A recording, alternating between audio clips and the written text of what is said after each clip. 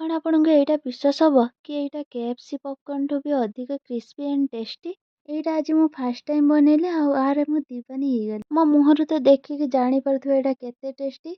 तो चलंतु ए recipe start करिबा। तो जय जगन्नाथ समस्त को। रेसिपी स्टार्ट करिया पूर्व मुझे मुग डाली को 2-3 घंटा पूर्व भिजेकी रखी आपण मैंने चाहिए ओवरनाइट भी भिजेकी रखिपारे। मु सब मुग डाली को मिक्सी जार रे दे देछि ता सहित नेछि किछि अदा आउ 2-4टा लंका ଟିକେ ଭଲସେ ଗ୍ରାଇଣ୍ଡ କରିନେଇଛି। ତାପରେ ଦେଇଛି ଲୁଣ, ହଳଦୀ, ଗୋଲମରିଚ ଗୁଣ୍ଡ ଆଉ କିଛି ଜୁଆଣି, ତାକୁ ମୁଁ ଭଲସେ ମିକ୍ସ କରି ନେଇଛି। ରେଡି ହେଇଗଲା ଆମର ଏଠି ମୁଗ ଡାଲିର ଚିକଣିଆ ପେଷ୍ଟଟେ।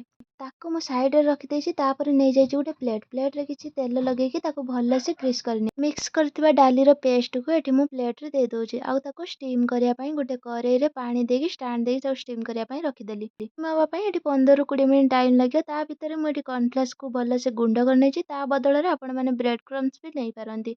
ତା ସହିତ ନେଇଛି ମୁଁ କର୍ନଫ୍ଲାୱାର 3 ଚାମଚ, 3 ଚାମଚରେ ପାଣି ଦେଇକି ତାକୁ ଭଲସେ ସ୍ଲରି ବନେଇ ନେଇଛି। ଏଠି ଦେଖିପାରୁଥିବେ ଆମର ଭଲସେ ଷ୍ଟିମ୍ ହେଇଗଲାଣି ଡାଲିର ଢୋକଲାଟା। ଷ୍ଟିମ୍ ହେଇଗଲା ପରେ ମୁଁ ଏଠି ଭଲସେ ଚାକୁ ସାହାଯ୍ୟରେ ବାହାର କରି ନେଇଛି।